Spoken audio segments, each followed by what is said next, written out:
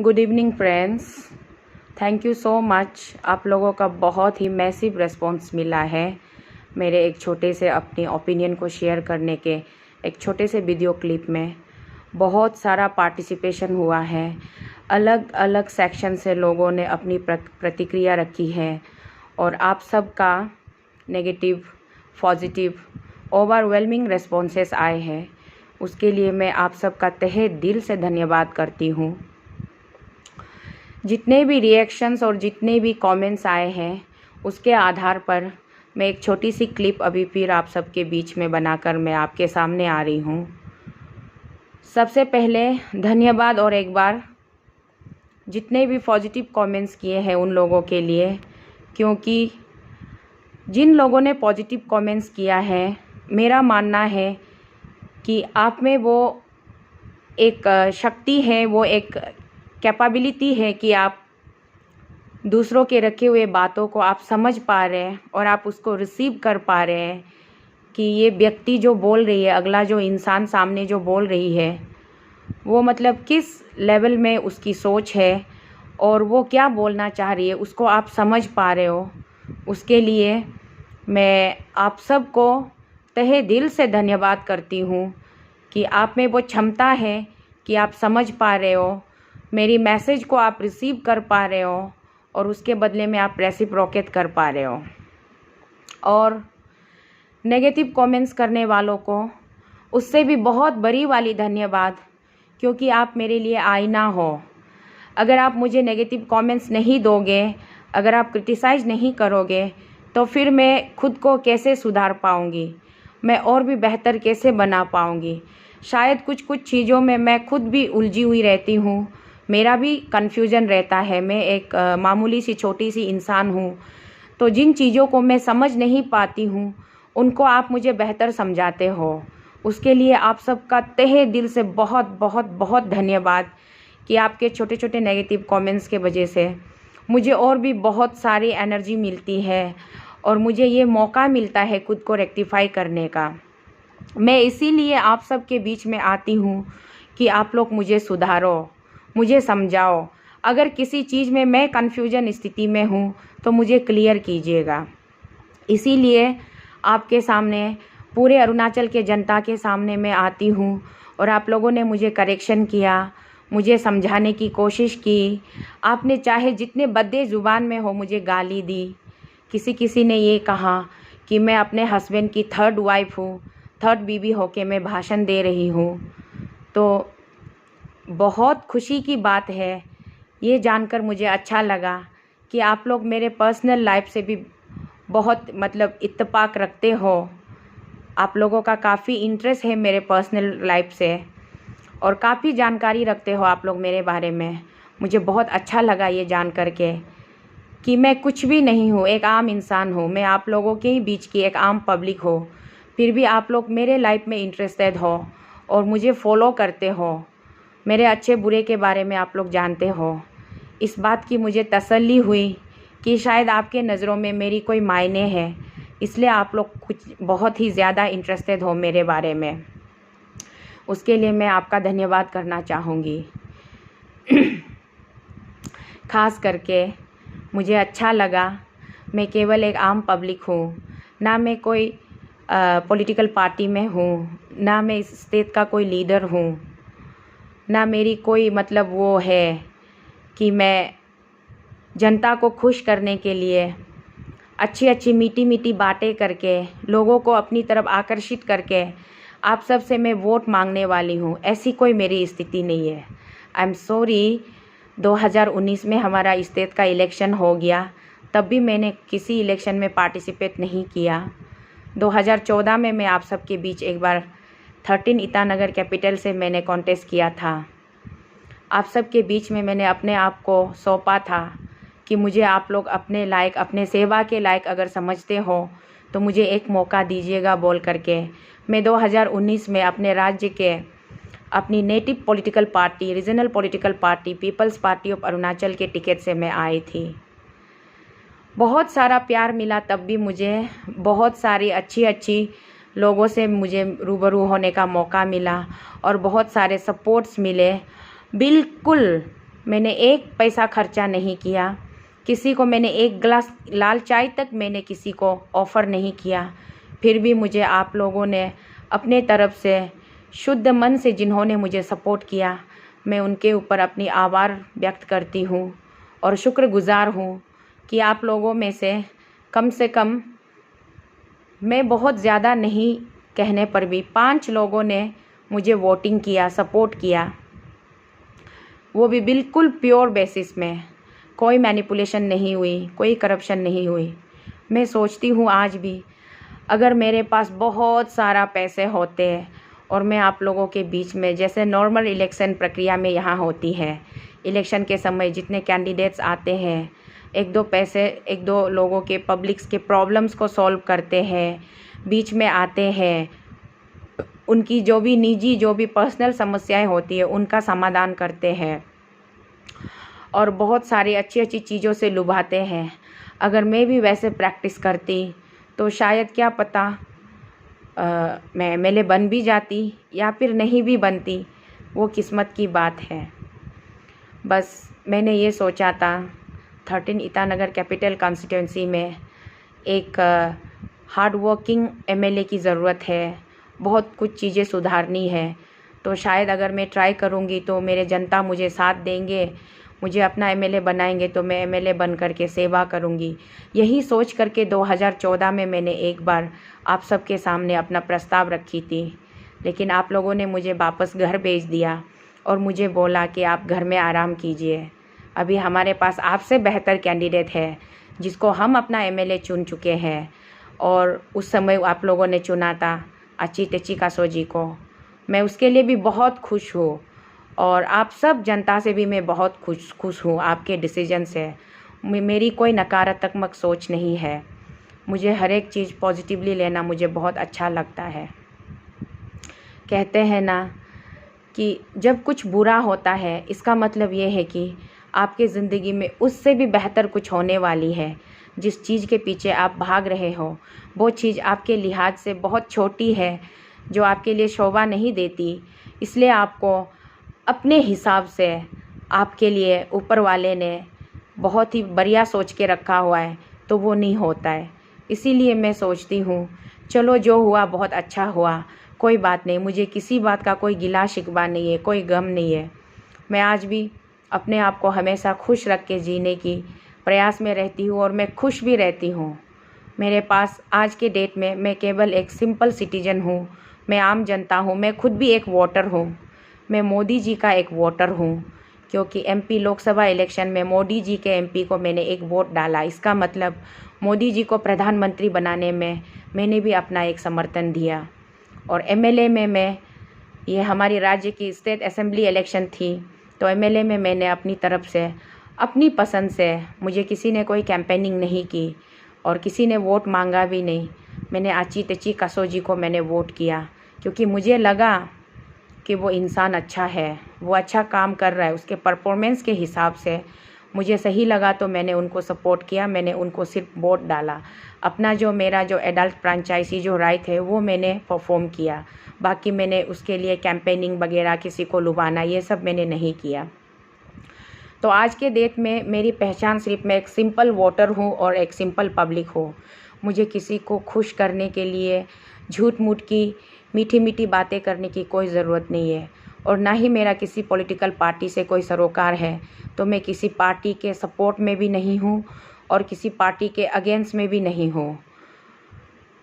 मैंने जो कुछ 3-4 बातें आप सबके बीच पिछले वीडियो में आकर के रखी थी वो मेरी एक निजी सोच थी।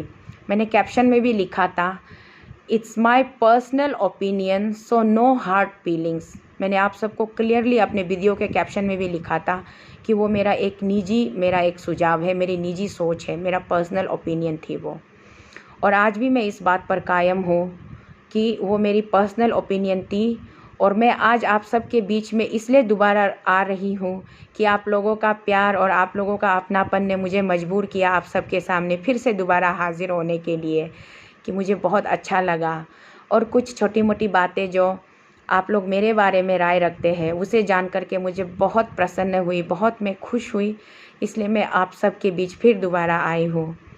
आज बस एक छोटी सी बात को मैं अपनी तरफ से क्लियर करना चाहती हूँ कि मेरे पिछले वीडियो में मैंने सिर्फ ये कहने की कोशिश की कि पॉलीगेमी के कुछ पॉजिटिव इम्पैक्ट भी है हमारे लाइफ में।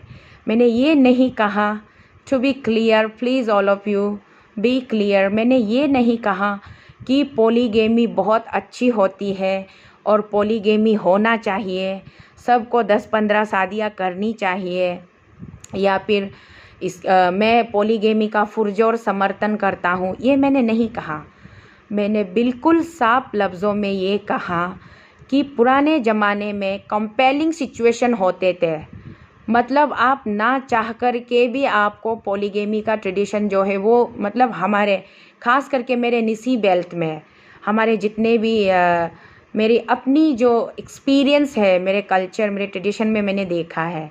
मैंने अपने परदादा के ज़माने को परदादा जी का मैंने मुंह नहीं देखा, बट उनकी परदादियों को देखा है, और उनके ज़माने से लेकर के मेरे दादाजी के ज़माने, मेरे पापा के ज़माने, और आज खुद का मेरा जीवन, तो ये सब देख के उसके आधार पे मैंने बोला था कि पॉलीगेमी में रहते हैं तो छोटे छोटे प्रॉब्लम्स घर में लगे रहते हैं, फिर भी उन सब प्रॉब्लम्स से ऊपर उठ के हम लोग एक दूसरे का समर्थन करते हैं। एक दूसरे के साथ मुश्किल के घड़ी में हम एक दूसरे का हाथ पकड़े, एक दूसरे की ताकत बनते हैं। हम कभी एक दूसरे को दुश्मनी नहीं निभाते, हम दुश्मन नहीं बनते हैं। ये मैंने कहने की कोशिश की थी। इसका आप लोगों ने कुछ ज़्यादा ही उल्टा मतलब निकाल लिया, तो ये क्लियर करना बहुत ज़रूरी लगा मुझे। इसलिए मैं यहाँ पे इस वीडियो में मैं क्लियरली आप सबको ये कह रही हूँ कि मैंने ये नहीं कहा कि पॉलीगेमी को बरकरार रखने के लिए कानून बनाना है या कानून नहीं बनाना है। मैंने सिर्फ ये कहा महिला विभाग से, हमारे राज्य के जो महिला विभाग है, स्टेट वुमेन कमीशन से मैंने ये कहा कि पॉलीगेमी जो सिस्टम जो चल रहा है इसको एबॉलिश करने के लिए हमें और भी संघर्ष करना पड़ेगा, आप सबको और भी संघर्ष करना पड़ेगा, और एक सख्त कानून लाने के लिए ये इतनी इजी नहीं है। इसके लिए आपको और भी बहुत ज़्यादा आपको मेहनत करनी पड़ेगी, और हम औरतों को भी धैर्य के साथ हमें इसका पेशेंटली हमें वेट करना पड़ेगा। इतनी जल्दी शायद ये पॉसिबल नहीं है, ये मैंने कहा था। और दूसरी बात, कुछ व्यक्तियों के नाम लेके उदाहरण इसलिए दिए थे कि जहाँ तक मुझे दिखता है वो लोग अपने ज़िंदगी में मल्टीपल पार्टनर्स के होते हुए भी एडजस्टमेंट करके वो लोग एक खुशहाल ज़िंदगी को व्यतीत कर रहे हैं अपने हिसाब से, अपने लेवल से। तो इसलिए मेरा ये सब कहने का मतलब ये नहीं था कि आप लोग 3-4 शादियाँ कीजिए। और कुछ लड़कों के कमेंट्स मैंने पढ़े हैं, कुछ लड़कों ने लिखा है कि अने शीतल ने बोल दिया तो आज के बाद मैं भी अभी और एक ढूंढने जाऊंगा, ये वो।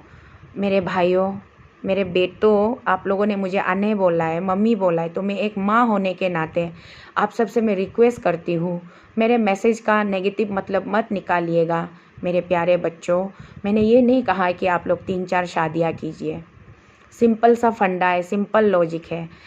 अगर 2 लोग जो दिलो जान से एक दूसरे से मोहब्बत करते हैं, प्यार करते हैं, एक दूसरे के साथ जीवन व्यतीत करना चाहते हैं, 2 लोगों का अगर कंपैटिबिलिटी मैच हो जाए, उनकी टेम्परामेंट बिल्कुल सही हो, तो वो एक बहुत अच्छी ज़िंदगी लीड कर सकते हैं।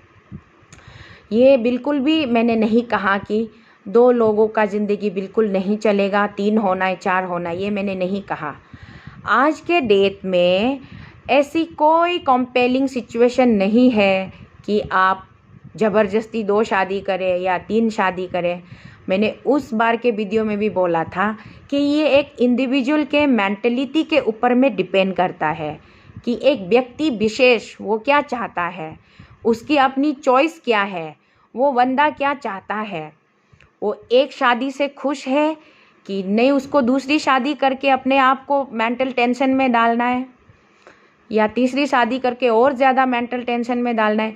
ये उस पर्टिकुलर पर्सन पे डिपेंड करता है, उसकी खुद की चॉइस होती है। आज के डेट में यहाँ अरुणाचल में ऐसा कोई कानून नहीं है कि आपने 2 शादी नहीं की, 3 शादी नहीं की तो आपको नागरिकता नहीं मिलेगी, या फिर आपको वो फैसिलिटीज़ नहीं मिलेंगे जो भारत सरकार के तरफ से हमारे हर हिंदुस्तानियों के लिए जो बनकर आता है वो नहीं मिलेंगे। ऐसी कोई बात ही नहीं है।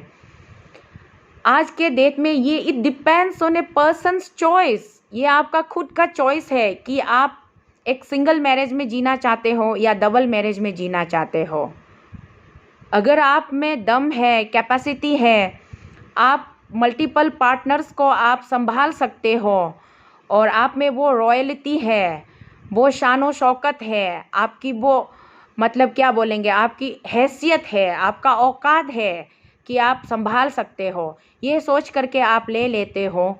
उसके बाद लेने के बाद आप अगर संभाल नहीं पा रहे हो तो ये बहुत गलत बात है। अगर आप में वो काबिलियत नहीं है, आपकी हैसियत नहीं है, तो प्लीज़ आप लोग ऐसा कीजिएगा भी मत। हर चमकती चीज़ हीरा नहीं होती। वैसे ही खूबसूरत फूल दिखने में खूबसूरत लगता है, तोड़ने के बाद वो मुरझा जाता है। इसलिए खूबसूरत लड़कियों को देख करके अपना मन से फिसल मत जाइएगा। घर में बहुत खूबसूरत बीवी है, उस बीवी को भी आपने एक ज़माने में बहुत ही खूबसूरती के मूरत के रूप से देख करके आपने अपनी ज़िंदगी का लाइफ पार्टनर चुना होगा और उसके साथ आप ज़िंदगी व्यतीत कर रहे हो, तो आपके ऑफस्प्रिंग भी निकले हैं, आपके प्यार के निशान भी निकले हैं। उसके बाद जब उसकी फिगर ख़राब हो जाती है, उसके चेहरे पे झुर्रियाँ आ जाती है या फिर थोड़ा सा सांवलापन आ जाता है, तो आपका ध्यान कहीं और भटक जाता है। ये सरासर गलत बात है, ऐसा नहीं होना चाहिए। और हर जो औरत दूसरी या तीसरी में जाती है वो दिल से इतने बुरे भी नहीं होते हैं। कुछ मेरी बहनें हैं, कुछ मेरी माताएं हैं जिनका एक बहुत ही कंजर्वेटिव थिंकिंग रहता है कि सेकंड वाइफ्स, थर्ड वाइफ्स जो है बेकार वाली औरतें होती है, उस पर बहुत सारी गंदी गंदी गालियाँ लिखते हैं, बोलते हैं और उनको बहुत क्रिटिसाइज करते हैं। हर एक व्यक्ति का अपना अपना एक अलग ही सिचुएशन होता है। कौन किस सिचुएशन में मल्टीपल पार्टनर्स बन जाते हैं ये समय ही बताता है। हम इंसान चाह कर के भी नहीं बोल पाते। मैंने तो ऐसे कई लड़कियों को भी देखा है जो प्रोटेस्ट करते थे कि हम सेकेंड वाइफ्स को नहीं देखेंगे, जो भी सेकेंड वाइफ्स आते उनको बर्बाद करेंगे, उनको मार काट करेंगे, चमड़ा छीलेंगे, बाल खींचेंगे, ये करेंगे वो करेंगे। और करते भी है कुछ लोग। बहुत सारे लोगों ने पिछले कुछ सालों में अरुणाचल में ऐसा हादसा हुआ भी है, बहुत ही भयानक हादसा हुआ है। यहाँ तक कि सोशल मीडिया में भी वायरल हुई थी। एमएमएस बना के हर जगह उसको पूरे अरुणाचल में सर्कुलेट किया गया। एट द एंड जाके वो लेडी महिला खुद बाद में क्या बनी, वो खुद ही अपने उस हस्बैंड के लिए एक दूसरी लड़की का उसने इतना गंदा एमएमएस बनाया, उसकी जीवन को पूरा बर्बाद कर दिया, उसके प्राइवेट पार्ट्स को ख़त्म कर दिया, उसको जानवरों जैसा सलूक किया। उसके बाद में जाके वो खुद कितने नंबर पे चले गए, 5th नंबर पे चली गई वो। तो जब आप खुद अपनी डिसीजन पे खुद स्टेबल नहीं कर सकती थी मेरी बहन, तो आपको वो, अगर आप फिर भी उसने गलत किया, आपकी फ्रेंड थी, उसने आपके हस्बैंड के साथ रिलेशन रखा, तो उसको आप तरीके से समझा सकती थी। और सबसे इम्पोर्टेंट, अभी भी मैंने अपने कमेंट्स में कुछ कमेंट्स में पढ़ा, कुछ लोगों ने बोला मर्द कहाँ बर्बाद करते औरतों का ज़िंदगी, ये तो औरतें ही औरतों का ज़िंदगी बर्बाद करते हैं बोल के आप लोग कमेंट्स कर रहे हो। एक प्रकार से आपकी कमेंट्स में कुछ सच्चाई भी है और 50-50 है। 50% सच है, 50% गलत है। क्योंकि ये मर्द ही है जो अपने खूबसूरत बीवी को घर में होने दे कर के भी बाहर दूसरे किसी औरत पर जब उनकी नज़र लग जाता है तो वो ज़बरदस्ती करते, बदनाम करते। और सिचुएशन इस तरह से हो जाता है कि ना चाह कर के भी जब बदनामी चारों ओर फैल जाती है तो मजबूर होकर के भी उस लड़की या औरत को सेकंड थर्ड में आना पड़ता है। तो इस तरीके से बहुत सारी सिचुएशंस होते हैं और ये बिल्कुल सिर्फ उस जो सेकंड या थर्ड में आती है उनकी प्रॉब्लम नहीं होती है। ये सिर्फ उनके तरफ से गलती नहीं होती है, गलती फर्स्ट वाले वाइफ के तरफ से भी होते हैं और सेकंड वाले वाइफ के तरफ से भी होते हैं। और ख़ास करके इसका सबसे बड़ा जिम्मेदार तो हस्बैंड खुद ही होता है। आप एक औरत के साथ, आप जो अपना बीवी, जिसका अपना बीवी, अपना बच्चा, आप उसके साथ ईमानदार नहीं हो सके और आपने दूसरी बीवी लिया, तीसरी बीवी लिया, आप उनके साथ क्या वफादारी निभा पाओगे। और ख़ास करके हम औरतों को ये समझ भी लेना चाहिए कि जो इंसान अपना पहला बीवी का नहीं हो सका, जो अपने पहले बीवी के बच्चे का बाप नहीं बन सका, पहले बीवी का वफादार पति नहीं बन सका, वो दूसरे या तीसरे का क्या वफादार पति बनेगा। इसलिए ये भी समझना बहुत ज़रूरी है। गलतियाँ हमसे ही होती है, हम इंसान हैं, इसलिए हम इंसानों से ही गलतियाँ होती है। और मैंने तो अपनी ज़िंदगी में कुछ नहीं किया सिवाय गलतियों के, एक गलती के ऊपर गलती, गलती के ऊपर गलती, चाहे वो राजनीति में हो, चाहे वो एक सोशल लाइफ में हो, चाहे वो एक मैरिज लाइफ में हो। मैंने हर बार बहुत सारी गलतियाँ की और हर बार गलतियों के बाद ही मुझे सीख मिला है और सीखती चली आ रही हूँ। आज भी मैं लर्निंग एज में ही हूँ, अभी भी मैं सीख रही हूँ। आप सब से इस सोशल मीडिया के माध्यम से मैं आप सब से बहुत कुछ सीख पा रही हूँ। अभी भी आप लोग मुझे बहुत करेक्शन कर रहे हो, मेरी पर्सनैलिटी को बिल्डअप करने में आप लोगों का बहुत बड़ा योगदान है। इसलिए दोस्तों मैं बहुत ज़्यादा आप लोगों का शुक्रगुजार हूँ कि आप लोग मुझे सिखा रहे हो। मैं जब भी कोई इशू या टॉपिक लेके आपके बीच में आती हूँ तो बहुत सारे मुझे ऐसे अच्छे अच्छे सुझाव मिलते हैं, ओपिनियन मिलते हैं, जिसको आप क्रिटिसाइज के रूप में मुझे देते हो, मुझे गाली के रूप में देते हो, मैं उसे स्वीकार अपने लिए अमृत के रूप में करती हूँ।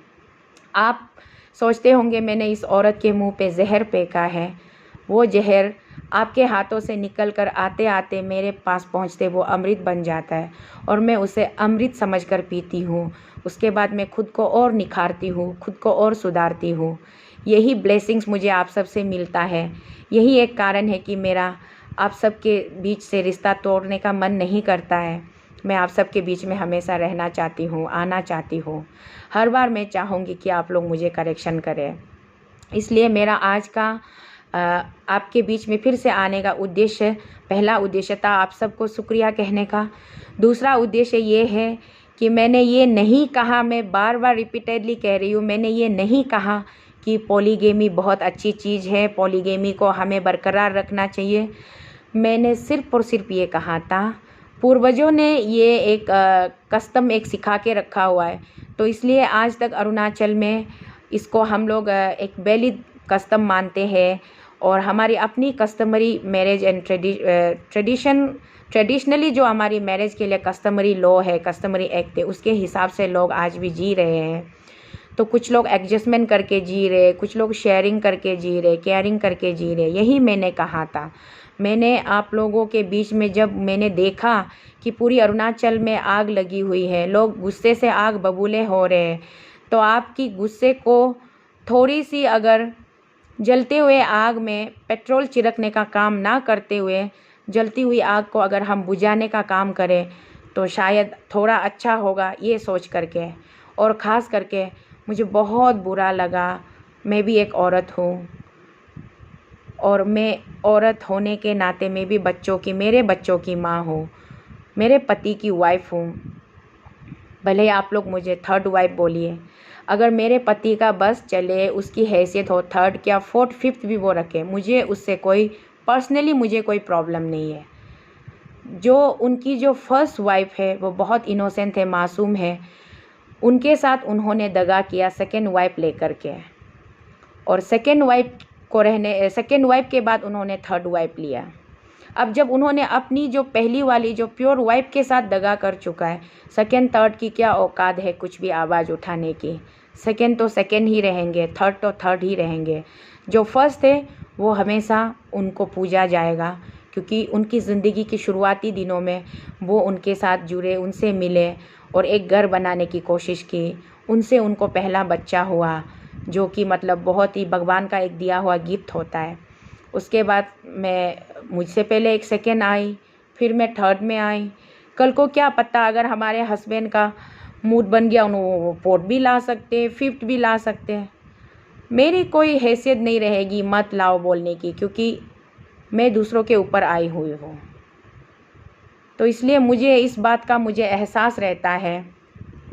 छोटे मोटे गाली गलौज, छोटे मोटे क्या बहुत बड़े बड़े गाली गलौज भी चलते रहते हैं, फिर भी हम झेलते हैं, डाइजेस्ट करते हैं। और जो मुझे गाली दे रही है वो भूल जाती है कि वो भी किसी के ऊपर आई थी, फिर भी मैं उसको अपना बहन मानती हूँ, अपना परिवार मानती हूँ। चाहे वो मुझे पसंद करे ना करे, वो मुझसे नफ़रत करे, ये उनकी अपनी चॉइस है।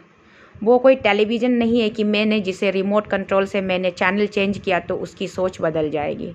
उसकी अपनी सोच है, वो अपनी सोच के हिसाब से जिए, और मेरी अपनी सोच है।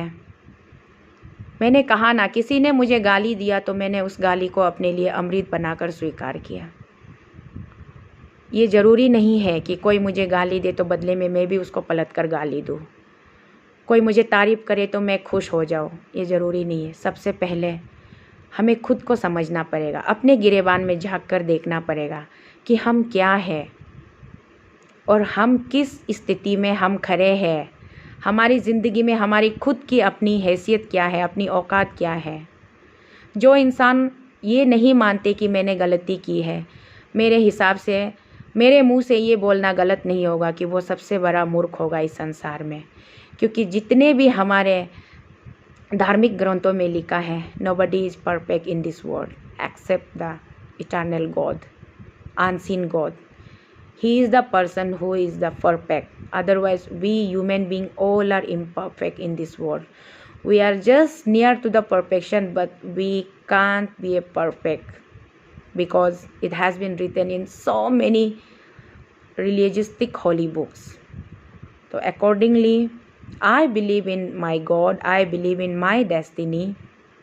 Today, I accept my truth that whatever life I have got, it's because of my destiny.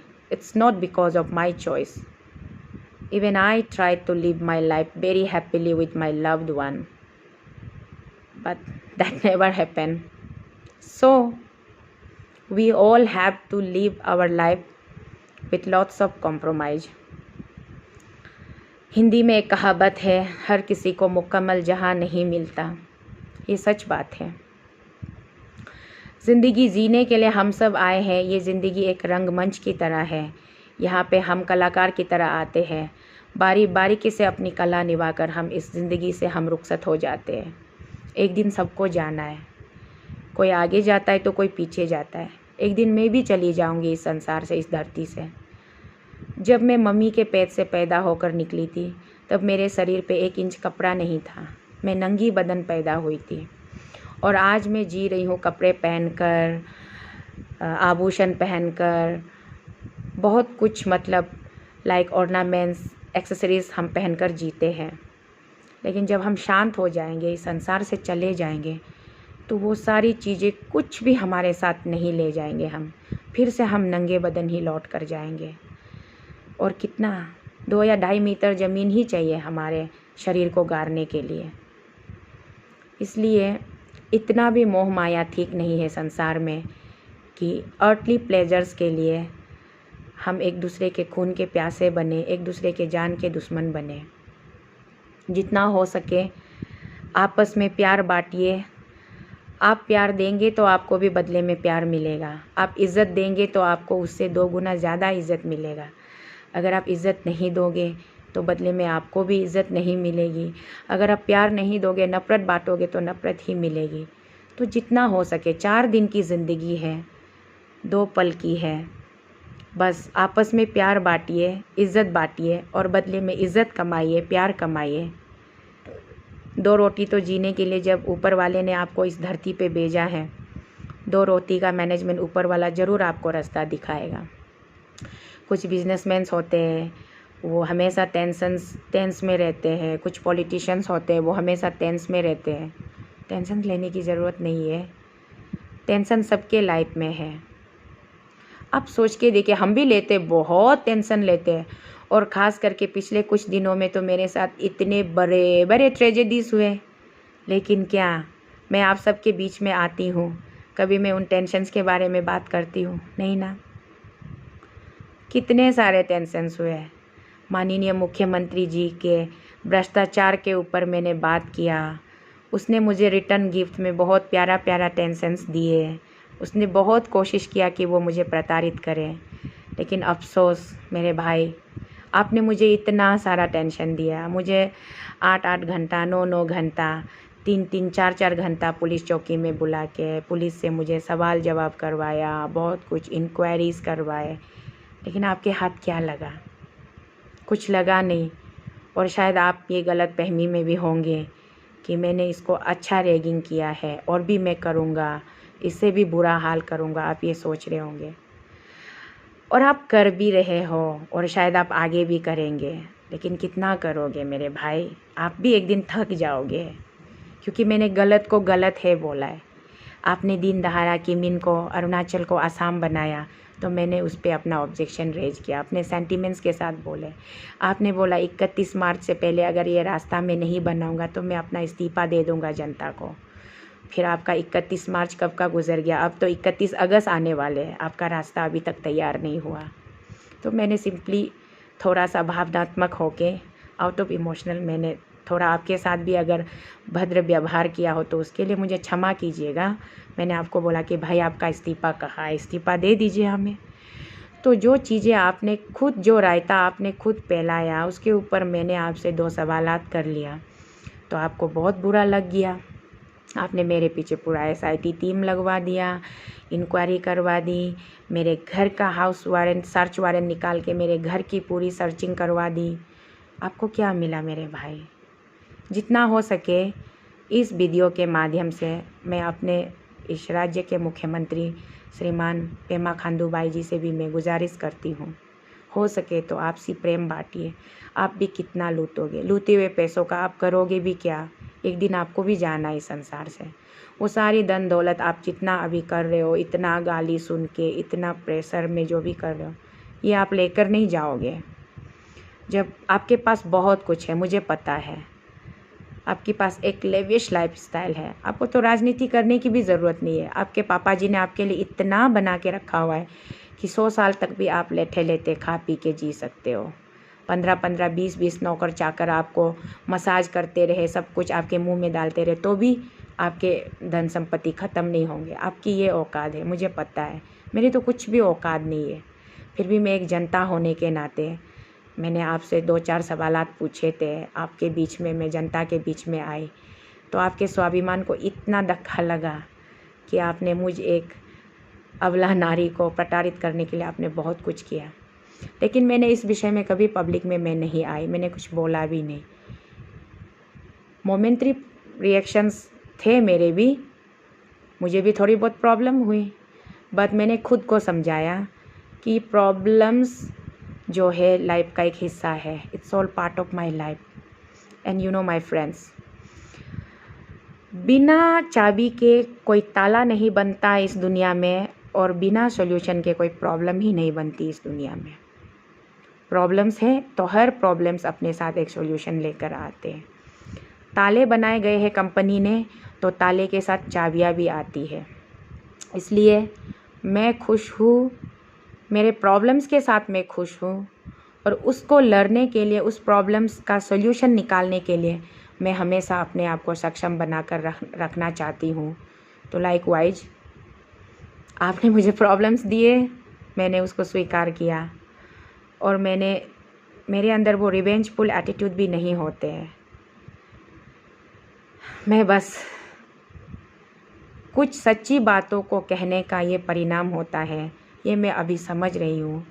समझ करके ये नहीं कि मैं झुक जाऊँगी, मैं हार जाऊँगी या मैं डर जाऊँगी। जब तक मैंने कोई गलत काम नहीं किया तो मुझे डरने की कोई ज़रूरत नहीं है। और अगर मैं कभी कोई गलत काम अगर गलती से मुझसे हो जाएगी तो मैं सबके सामने, जनता के सामने, 14-15 लाख जनता के सामने आकर नील डाउन करके, हाथ जोड़ के, कान पकड़ के, उठक बैठक करके भी आपसे माफ़ी मांग लूँगी। उसके लिए भी मुझे कोई शर्मिंदा नहीं है। लेकिन मैंने जब कोई गलत किया ही नहीं तो मुझे कोई शर्मिंदा नहीं है। जैसे कि आज आप सब मेरे जितने भी व्यूअर्स दोस्त हैं, आप सब कमेंट्स कर रहे हो, she is a third wife, और थर्ड वाइफ होके लेक्चर दे रही है। Yes, with lots of proud I claim my self that yes I am third wife. So what's your problem my dear friends? मैं third wife बन के भी मैं खुश हूँ। मैं अपनी ज़िंदगी जी रही हूँ, अपने बच्चों के साथ जी रही हूँ, अपनी समाज में जी रही हूँ, अपने फैमिली के साथ जी रही हूँ। मेरे इन लॉज मुझसे प्यार करते हैं, मेरे फैमिली मुझसे प्यार करते हैं, मेरे हस्बैंड मुझसे प्यार करते हैं, मेरे हस्बैंड के फैमिली मुझसे प्यार करते हैं। हमें कोई प्रॉब्लम नहीं है। तो मैं थर्ड वाइफ हूँ, ये इसलिए मैं ये नहीं कह रही हूँ कि सब थर्ड वाइफ बन जाओ। मैं तो चाहूँगी कि कोई भी सेकेंड वाइफ ही ना बनो, हर कोई सिर्फ फर्स्ट बन के रहो। सेकेंड और थर्ड क्यों बनना? किसको अच्छा लगता है सेकेंड पोजीशन, थर्ड पोजीशन? सबको नंबर 1 बनना पसंद है ना, नंबर 1 रहना पसंद है। यहाँ तक मुझे भी नंबर 1 बनना पसंद था, है, बट मैं नहीं बनी ना। इसीलिए मेरे बातों को गलत मतलब मत निकालिएगा। मैंने सिर्फ़ और सिर्फ अपनी मेरी निजी ओपिनियन रखी थी, और आज भी मैं अपनी निजी ओपिनियन के साथ ही कुछ करेक्शन, कुछ क्लैरिफिकेशन और कुछ धन्यवाद ज्ञापन के साथ आई हूँ। मेरे इस वीडियो को आप लोग उतना ही प्यार और लाइक ज़रूर कीजिएगा, क्योंकि और यहाँ पर भी अगर मैं कुछ गलत बोल रही हूँ, गलत सोच रही हूँ, तो मुझे प्लीज़ करेक्शन कीजिएगा। और आप जितना भी मुझे करेक्शन करोगे मुझे कभी बुरा नहीं लगेगा, उल्टा मुझे बहुत अच्छा लगेगा। कुछ लोगों ने मुझे स्टूपिड लेडी कहा, थैंक यू सो मच, वो भी मेरे लिए ब्लेसिंग है। और बहुत सारे लोगों ने मुझे इतना प्यार दिया, इतना प्यार दिया। Proud mother of Arunachal, proud daughter of Arunachal, proud sister of Arunachal कहा। कुछ लोगों ने यहाँ तक कहा कि आप स्टेट वुमेन कमीशन के प्रेसिडेंट के लिए, चेयरमैन के लिए आप एलिजिबल हो, आपको बनाएंगे। और कुछ लोगों ने कहा कि आप एमपी के लिए क्वालिफाइड हो, एमपी बनाएंगे। और कुछ लोगों ने कहा कि आप मुख्यमंत्री के लिए क्वालिफाइड हो, मुख्यमंत्री बनाएंगे। मेरे प्यारे दोस्तों, आप लोगों ने कह दिया, ये मेरे लिए बहुत काफ़ी है। मेरी कोई ऐसी इंटरेस्ट नहीं है कि मैं किसी का कुर्सी छीन के मैं अपना कुर्सी बनाऊंगी। मुझे स्टेट वुमेन कमीशन में चेयरपर्सन नहीं चाहिए। उसके लिए मैडम राधिलू चाई तेची जो है मैडम जी, वो उसने काफ़ी परिश्रम किया है, वो कर रही हैं। और आप लोग उसको बहुत पनिशमेंट दे चुके हो, बहुत ज़्यादा गालियाँ दे चुकी है। फिर भी मैं मैडम जी से भी रिक्वेस्ट करूंगी, इन गालियों को आप गालियों के रूप में मत लीजिए, इन गालियों को आप एक वैल्यूएबल एडवाइस के रूप में लीजिए। और आपके तरफ से कहाँ कमी खती हुई है उसको करेक्शन करने की कोशिश कीजिए। और मेरे जितने भी वुमेन कमीशन के मेरे जितने भी मेरे मैडम कलीग्स हैं, मेरे मम्मी जी लोग हैं, मेरे दीदी जी लोग हैं, सबसे मैं गुजारिश करती हूँ, अपने ही लोग परिवार में एक दूसरे को कोसते, गाली देते हैं। दूसरे स्टेट में जाकर के किसी और को गाली हम नहीं दे सकते। तो अपने ही स्टेट के अपने माता लोगों को लोग गाली दे रहे, तो उनको अपना परिवार समझ के आप एक्सेप्ट कीजिए उसको। उसके बाद में आप उन लोगों को करेक्शन कीजिएगा, खुद को करेक्शन कीजिएगा और खुद को प्रूव कीजिएगा। मैं समझ सकती हूँ वुमेन कमीशन ने जो भी ड्राफ्ट या बिल बनाया वो औरतों के हित के बारे में सोच करके बनाया, लेकिन उसमें एक पर्टिकुलर जो क्लॉज है आपका 42, 43, 44, उसमें आपने जो ये कोशिश की, आपने ये स्थापना करने की कि जो भी महिलाएं, हमारे ट्राइबल महिलाएं बाहरी किसी भी राज्य के नॉन ट्राइबल से अगर हम इंटर मैरिज करते हैं तो उसके बाद भी उसको अगर हमें अपने पेरेंटल प्रॉपर्टीज़ में हक मिलना चाहिए, तो जो हक मिलेंगे उसको हम डिप्राइव नहीं कर सकते। ये स्थापना करने की कोशिश की, जो कि गलत है। मेरे लिहाज से मैं भी मानती हूँ गलत है, और आप सबसे रिक्वेस्ट भी करती हूँ इस बात को और आगे मत बढ़ाइए, उस क्लॉज को ही हटा दीजिए। उसको छोड़ के आप पॉलीगेमी में कानून बनाइए। आप जो लड़कियां गंगा मार्केट में होटल ऑटो आयोग क्या है यहाँ पे पूरे 1000, 1500, 2000 में लड़कियां लाइन लगाकर बैठी है रात को 12-1 बजे तक। कितने लास्ट ईयर मेरी बहन एसडीपीओ मैडम तेची हनियर जी ने कितना बार रेड करके लोगों को उठाया, जेल में पहुंचाया। इन लड़कियों के बारे में कुछ सोचिए, इनके लिए कुछ पॉलिसी प्रोग्राम बनाइए। क्या किया जाए इन सेक्स वर्कर्स का, क्यों वो कर रहे हैं, इस पर रिसर्च कीजिए। क्या इसको बंद कर सकते हैं? इनकी इस देह व्यापारी को बंद करके उनको हम एक अलग ऑप्शनल लाइफ दे सकते हैं राज्य सरकार की तरफ से, या क्या समाधान किया जा सकता है? इसके विषय में आप लोग चर्चा कीजिए, इसके ऊपर आप लोग काम कीजिए। और दूसरा इम्पोर्टेंट काम कीजिए कि जो लड़कियां बाहर जाते हैं पढ़ाई करने के लिए, अच्छे अच्छे घरों से जाते हैं, कुछ मिडिल क्लास फैमिली से भी जाते हैं, तो वहाँ माता पिता पेरेंट्स उनको पढ़ने लिखने के लिए भेजते, लेकिन वो वहाँ जाकर के भटक जाते हैं। सिगरेट की लत लग जाती, दारू की लत लग जाती है, और उसके चक्कर में जब उनकी महंगी शौक पूरे नहीं होते तो उसको पूरे करने के लिए वो गलत रास्ते चुन लेते हैं। बहुत बच्चे बिगड़ रहे हैं, हमारी बहुत लड़कियां, हमारी बेटियां बिगड़ रही है। उन सब को कैसे हम कंट्रोल कर सकें और उनको कैसे स्ट्रीमलाइन करें, उनका फ्यूचर क्या हो, इसके ऊपर में आप लोग रिसर्च कीजिए, काम कीजिएगा और उनके लिए कुछ अच्छी कानून बनाइएगा। उसके साथ ही साथ और जो लड़कियां पढ़ लिख के यहाँ बेकार में पड़ी हुई है, जो कि अनएम्प्लॉयड है, जिनके पास जॉब नहीं है, जिनका कोई प्रॉपर बिजनेस नहीं है, उनको हम कैसे मतलब उनको संभालें, उनको किस तरह से हम उनको उनके लाइफ में बिजी रखें। और कुछ लड़कियों के पास बहुत हुनर है, कुछ कपड़े अच्छी तरह से बुनती है, कुछ फ्लावर्स बनाते हैं, कुछ स्वेटर बनाते हैं, कुछ ड्राइंग अच्छी तरह से करते हैं। अलग अलग मतलब अपनी अपनी हिसाब से, अपनी अपनी कैपेसिटी के अकॉर्डिंगली जो उनके पास क्वालिटीज़ है उसको कैसे एक्सप्लोर करें, अरुणाचल को कैसे आगे लेके जाए। नारी ही महान होती है, नारी शक्ति में सब कुछ है। भारत माता क्यों कहते हैं, आपको पता है? भारत को भारत पिता क्यों नहीं कहते हैं? क्योंकि माँ में इतनी शक्ति होती है कि इस पूरे भारत के अंदर हम सारे जनता जो बसते हैं, हम इनके सुपुत्र हैं और ये देश हमारा भारत माता है। तो माता के नाम में इतनी शक्ति होती है कि माता ही संसार को चलाते हैं, संसार को मतलब संसार को निभाते हैं। अगर आप पुराने ग्रंथों में देखेंगे आपको ये पता चलेगा कि पूरी सृष्टि की जब रचना हुई थी, हम अगर हिंदू ग्रंथ के हिसाब से बोलेंगे, सृष्टि की रचना ब्रह्मदेव ने किया था। ब्रह्मदेव की ताकत कौन थी? देवी सरस्वती। और देवों के देव, तीनों लोक के देव कौन है? महादेव, शिव शंकर जी। शिव शंकर जी की ताकत कहाँ थी? देवी पार्वती। तो माताओं में इतनी शक्ति होती है, it's according to Hindu mythology. और उसी तरीके से अगर हम क्रिश्चियन माइथोलॉजी में जाएंगे तो God has created this universe and it took 7 days time to create all the things. उसके बाद सबसे होली मदर का दर्जा किसको मिला है? होली वुमेन का दर्जा मदर मेरी, जिसकी बिना शादी, बिना any sexual relationship with anybody, she has conceived lord Jesus Christ. She kept him in her womb for 9 months and then gave birth because she was holy lady. तो ladies में इतनी ताकत होती है कि लेडीज़ के नाम से ही सब कुछ प्रसिद्ध होता है। किसी भी देश का नाम किसी पुरुष के नाम से नहीं है। बांग्लादेश भी एक लेडीज़ के नाम से, पाकिस्तान भी लेडीज़ के नाम से, भारत देश हमारा भारत माता हम कहते हैं। तो इसलिए जितनी माताएं हैं, माताओं में बहुत शक्ति होती है। मेरे सारे माताएं, आप लोग मिलजुल के, आप लोग हिम्मत मत हारिएगा। लोगों ने कोसा, गाली दिया, ट्रोलिंग किया, ये सोच के हिम्मत मत हारिएगा, अपने स्ट्रेंथ को बरकरार रखिएगा। और मैं छोटी बहन हूँ, आप लोगों की छोटी बेटी की तरह हूँ। अगर मुझसे कोई भूल चूक गलत मैंने भी मेरे लफ्ज़ से बोले हो तो प्लीज़ मुझे माफ़ कीजिएगा। मुझे माफ़ करके मुझे भी करेक्शन कीजिएगा, मुझे एडवाइस कीजिएगा, सजेशन कीजिएगा। और आप लोग इन सब चीज़ों के ऊपर आप लोग अपना जो है प्रयास जारी रखिएगा, काम कीजिएगा। उसके बाद में अपने स्टेट के अंदर में सिर्फ पॉलीगेमी ही एक टॉपिक नहीं है। पॉलीगेमी को प्रायोरिटी रखना है नंबर 1।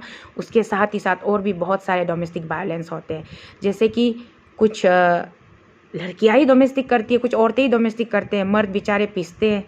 तो मर्द के लिए भी हम लोगों को उन मासूम मर्दों को जिनका शोषण होता है, औरतें शोषण करते हैं, उसके लिए भी हमें सोचना चाहिए, करना चाहिए।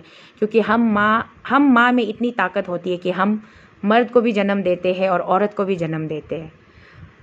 तो हम सबसे ताकतवर होते हैं। तो हमारी ताकत से हमें अपनी विवेक का इस्तेमाल करना चाहिए और अपनी राज्य की समस्याओं को समाधान करने में हमारे जनता के साथ साथ सरकार की भी साथ कदम से कदम मिला के स्टेट वुमेन कमीशन टीम आप लोग आगे बढ़िए। और मेरे प्यारे जनताओं, मेरे प्यारे दोस्तों, मैं कोई नेता नहीं हूँ, मैं चिकनी चुपड़ी बातें करके आप लोगों का दिल जीतना है ऐसा मेरा कुछ भी नहीं है। बस मैं अपनी मन की बातें आप लोगों के साथ शेयर करती हूँ और उसके बदले में आप लोग मुझे बहुत ज़्यादा प्यार देते हो। Thank you so much. इतना प्यार मैं मतलब मुझे इतनी खुशी मिलती है कि मैं बचपन से अनाथ हूँ। जब पैदा हुई थी मैंने अपने पापा का शक्ल नहीं देखा। उसके बाद में जवानी का उम्र देखा नहीं, छोटे में चाइल्ड मैरिज की तरह चाइल्ड मैरिज हो गई। उसके बाद में जब होश में आया, संभाला, तो दुनिया बहुत आगे निकल चुकी थी, मैं पीछे रह रही थी। और अभी मैं जब मुझे सोशल मीडिया के थ्रू पूरे अरुणाचल का जनता का प्यार मिलता है, आप सबका, सीनियर्स का, जूनियर्स का और मेरे कंटेम्प्रेरीज का इतना प्यार और इतना अपनापन, समर्पण मिलता है, तो मुझे ऐसा लगता है कि अभी मेरे पास कोई कमी नहीं है। Now I have a perfect life, I am in perfect life because entire family Arunachal का पूरा अरुणाचल इज़ विथ मी। तो मुझे बहुत प्राउड फील होता है। Thank you so much. मुझे इस तरह से हमेशा प्यार देते रहिएगा, प्यार करते रहिएगा। और मैं भी इंसान हूँ, मुझसे भी गलती होती है, तो please do correction all the time, मेरी गलतियों को करेक्शन कीजिएगा। Thank you so much. Tata bye bye आप सबको। Have a good time. Bye bye. See you in the next video. Bye. Love you all. Bye bye.